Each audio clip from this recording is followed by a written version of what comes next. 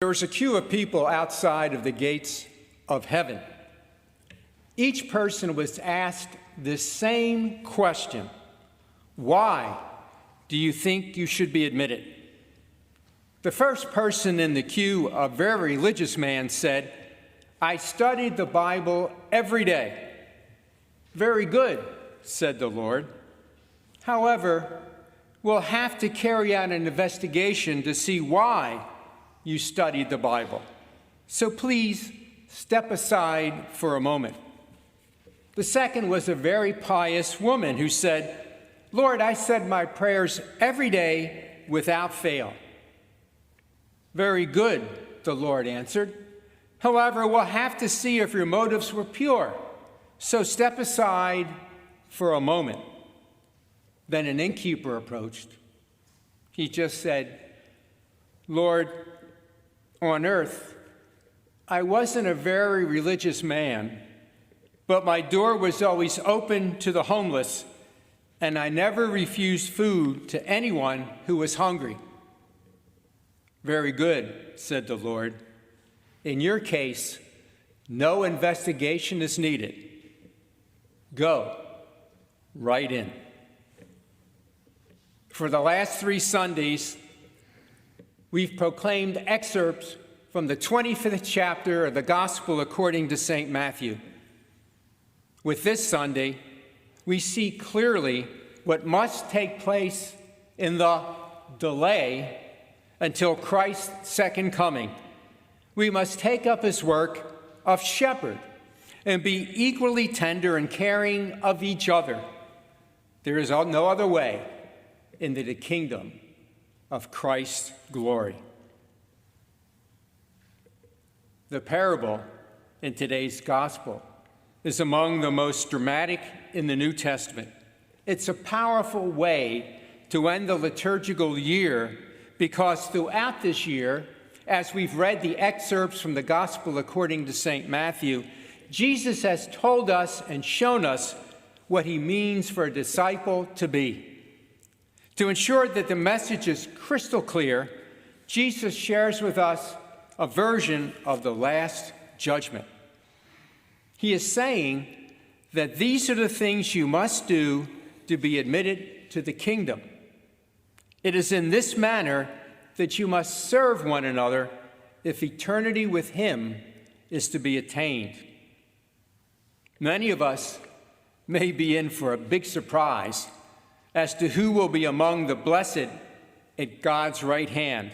For Jesus placed an extraordinary emphasis on caring for those who are perceived the least among us. You see, for Jesus, there's nothing that demonstrates true love of God more than taking care of those who need love most, those in greatest need, who are shunned, who are despised, who are pushed to the fringes of society.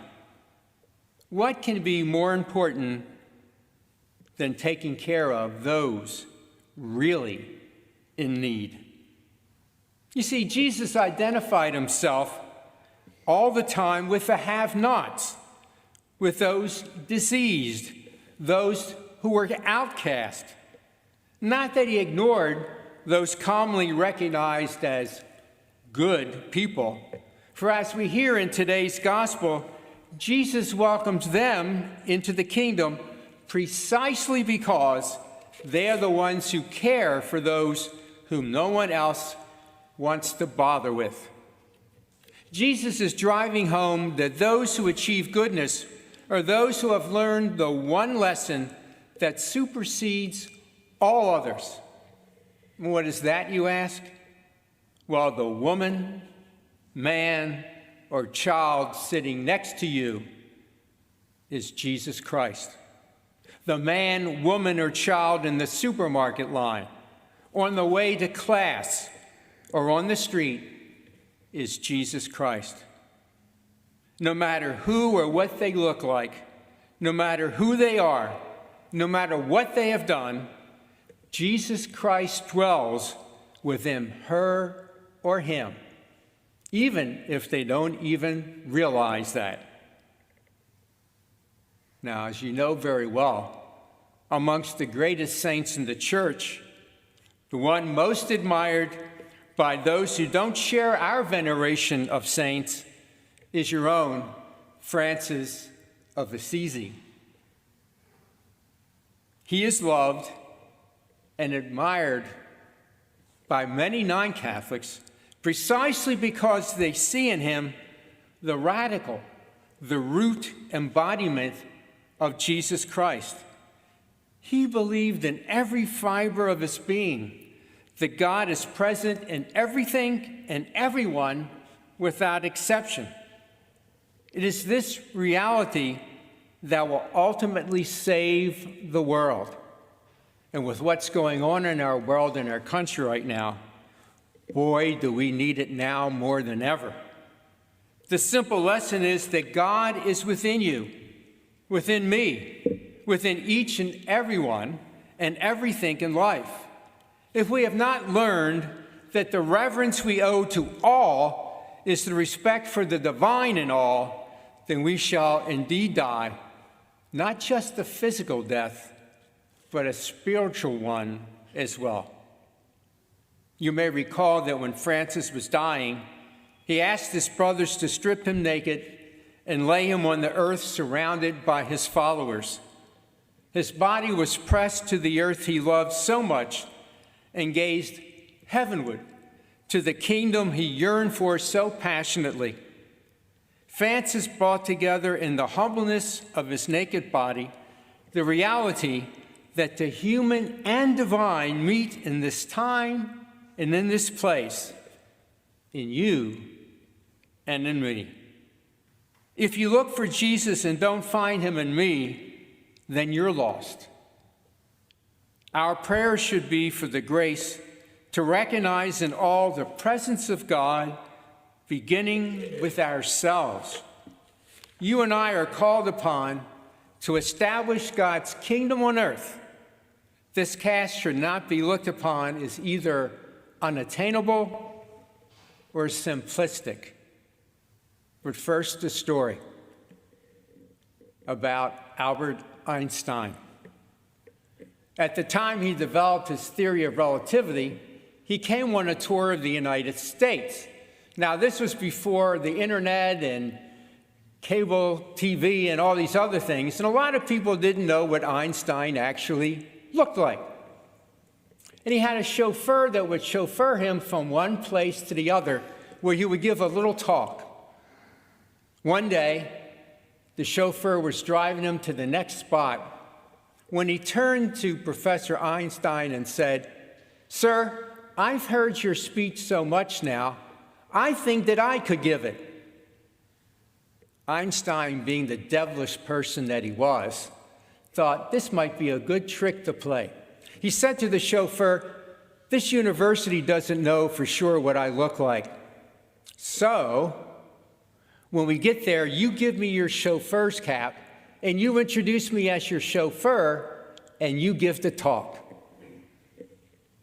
Everything went great. He was flawless. He had it all memorized. He might not have known really what it meant, but he knew what to say. Until somebody raised his hand and asked a question that had not been asked at any other place they had been up till then. And the chauffeur knew there was no way in the world he was going to answer the question, but he was fast on his feet. He looked at the man and he said, "Sir, I'm surprised that you asked me such an easy question. The solution to that problem is so simple. Indeed, to prove the point to you just how simple it really is, I'm going to ask my chauffeur to step forward and answer your question." Well, the solution to our problem as to how to renew the face of the earth and establish God's kingdom is so simple that I'm going to ask Jesus to offer the solution. Feed the hungry, give drink to the thirsty, clothe the naked, give comfort to the sick and dying, visit the imprisoned, In short, love one another as Christ has loved us. And in response to today's gospel, maybe we should pray, Lord, teach us today to recognize your presence in all women and men, especially the poor and in those who mourn. Amen.